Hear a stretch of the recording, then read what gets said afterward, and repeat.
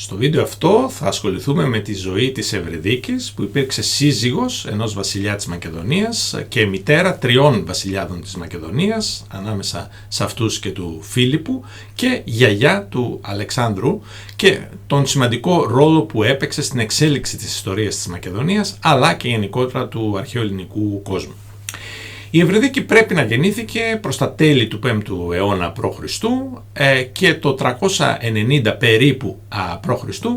Παντρεύτηκε τον βασιλιά της Μακεδονίας Αμίντα τον Τρίτο. Οι αρχαίες πηγές μας αναφέρουν ότι ήταν κόρη του Σύρα, που ήταν ηγεμόντας της Λυγκιστίδος, ένα από τα βασίλεια στην Άνω Μακεδονία, αλλά ταυτόχρονα της αποδίδουν και καταγωγή από την Ιλλυρία.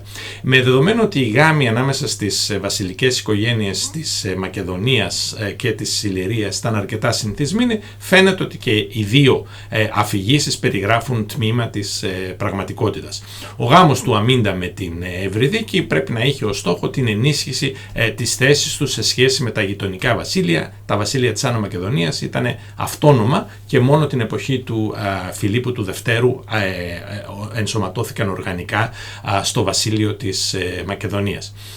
Η Ευρυδίκη θα αποκτήσει 3 παιδιά από τον Αμίντα, τα οποία διαδοχικά θα γίνουν βασιλιάδες της Μακεδονίας. Ο Αλέξανδρος, ο μεγαλύτερος, ο Περδίκας, ο Μεσαίος και ο Φίλιππος ο δεύτερος, ο νεότερος από τους 3.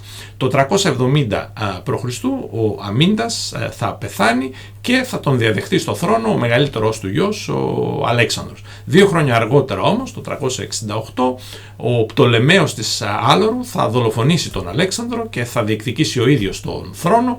Οι αρχαίες πηγές αναφέρουν μια ιστορία ότι υπήρχε μια ερωτική σχέση ανάμεσα στην Ευρυδίκη και τον Πτολεμαίο και συνομώτησαν ώστε ο Πτολεμαίος να δολοφονήσει τον Αμίντα και να τον διαδεχτεί στο θρόνο, αλλά η συνωμοσία έφτασε στα αυτιά της Ευρυνόης, της κόρης της Ευρυδίκης, και αυτή την αποκάλυψε στον πατέρα της, τον Αμίντα, που αποφάσισε να μην τιμωρήσει την Ευρυδίκη λόγω των παιδιών που είχαν μαζί.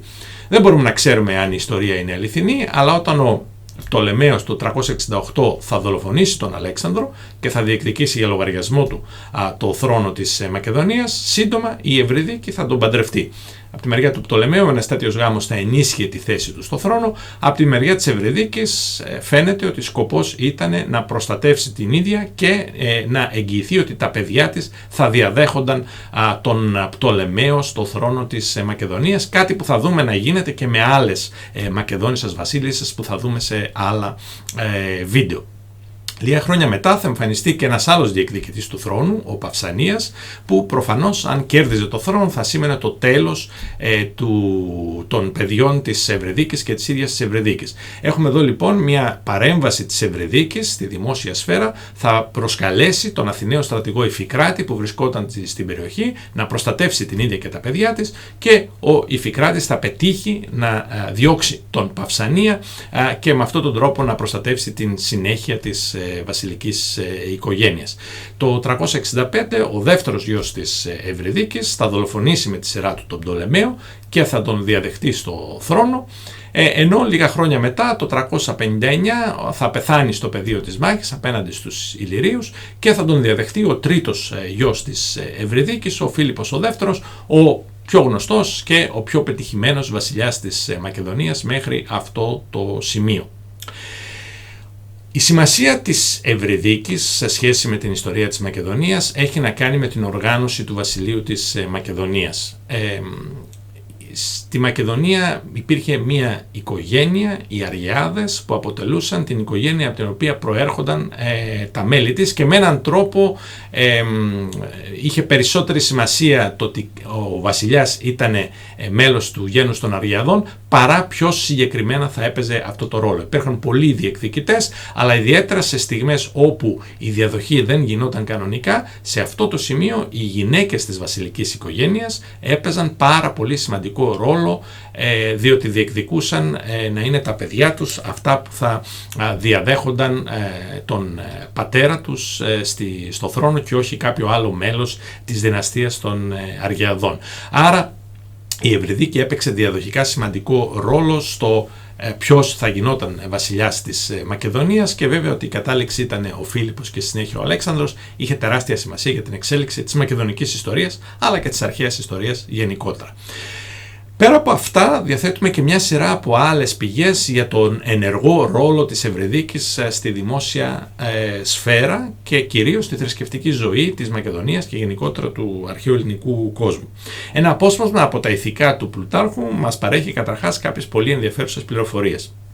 Πρέπει λοιπόν, λέει ο Πλούταρχος, να μιμηθούμε το παράδειγμα της Ευρυδίκης, η οποία, αν και ήταν ηλιρίδα και τελείως βάρβαρη, αργά στη ζωή άρχισε να εκπαιδεύεται για το συμφέρον των σπουδών των παιδιών της. Η επιγραφή που αφιέρωσε στις Μούσες επιβεβαιώνει επαρκώς την αγάπη της για τα παιδιά της.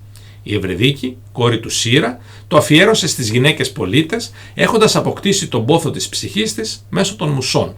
Αυτή, ήδη μητέρα γιών που είχαν φτάσει στην εφηβεία, κόπιασε να μάθει γράμματα που είναι η μνήμη των λέξεων. Βλέπουμε λοιπόν αφενός μια δημόσια επιγραφή με την οποία η Ευρυδίκη δηλώνει την περηφάνεια της για το γεγονός ότι σε μεγάλη ηλικία κατάφερε να μάθει γράμματα και με αυτόν τον τρόπο να συμβάλλει στην εκπαίδευση των παιδιών της. Το ευρύτερο ζήτημα του σε τι βαθμό οι γυναίκες μάθαιναν γράμματα είναι νομίζω μια πολύ ενδιαφέρουσα πηγή για αυτό το ζήτημα.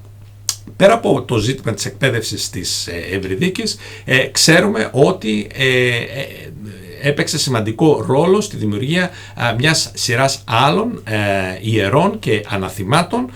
Στην ίδια την Βεργίνα η αρχαιολογική σκαπάνη έχει ανακαλύψει ένα ιερό, το ιερό της θεότητας που ονομάζεται Ευκλία, που φαίνεται ότι η Ευρυδίκη έπαιξε πρωταγωνιστικό ρόλο σε σχέση με αυτό το ιερό, διότι διαθέτουμε έναν βωμό με ανάθεμα της Ευρυδίκης στη θεά Ευκλία, άρα μας δείχνει τον πρωταγωνιστικό ρόλο που μπορούσαν να έχουν οι γυναίκες της βασιλικής οικογένειας στη Μακεδονία σε σχέση με τα ιερά της περιοχής.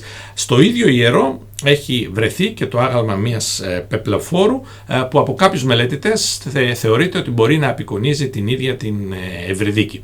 Σίγουρα όμως η πιο εντυπωσιακή παρουσία της Ευρυδίκης στη δημόσια σφαίρα για την οποία έχουμε πληροφορίες είναι το Φιλιππείο στην Ολυμπία, το κυκλικό αυτό κτίριο που αφιέρωσε ο γιος της Ευρυδίκης, Φίλιππος ο δεύτερος, στην Ολυμπία και που μέσα σε αυτό υπήρχαν αγάλματα του ίδιου και των μελών της βασιλικής οικογένειας και βεβαίως της ίδιας της μητέρας του, της Ευρυδίκης. Άρα όποιος επισκεπτόταν το ιερό στην Ολυμπία θα έβλεπε ένα μνημείο στο οποίο υπήρχε ένα άγαλμα που αναπαριστούσε την Ευρυδίκη. Πολύ χαρακτηριστικό παράδειγμα για τον πολύ σημαντικό ρόλο αυτής της γυναίκας στην ιστορία της αρχαιότητας.